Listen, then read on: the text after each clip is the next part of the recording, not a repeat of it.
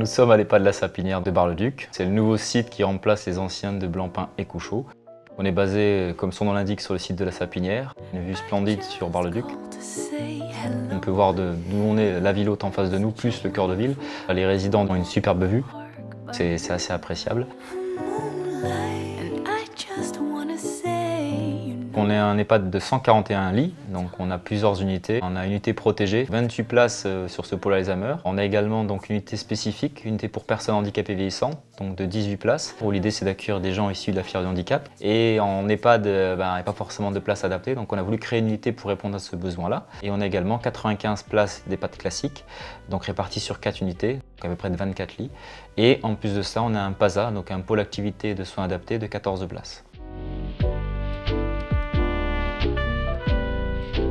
On a la chance ici, sur ce nouveau site, d'avoir plusieurs équipements un petit peu spécifiques. On a une salle de motricité qu'on a installée, on a tout préparé avec les kinés libéraux du secteur, avec des barres parallèles, on a un motomède équipé du bac labyrinthe pour que les gens puissent travailler les jambes ou les bras en se baladant dans des villes, donc au choix.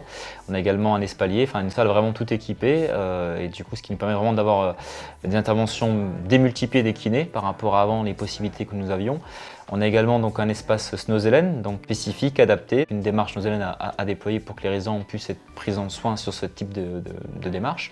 Et également une salle balnéothérapie, donc il y a une vraie belle baignoire avec bain moussant, relaxant, luminothérapie, aromathérapie, enfin tout est possible. Donc les équipes ont été associées sur des groupes de travail, quasiment 95% des agents ont participé au projet et ont voulu vraiment mettre en avant ce côté convivial, bienveillance auprès des résidents, de s'adapter autant que possible à leurs souhaits et de ne pas les considérer juste comme des objets de soins, on leur propose juste du nursing, etc. On voulait vraiment aller au-delà, donc proposer un accompagnement de la personne.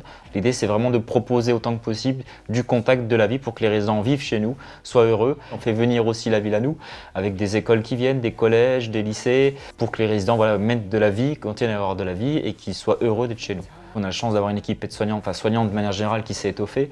L'idée c'est vraiment d'optimiser nos ressources pour vraiment proposer plus aux résidents.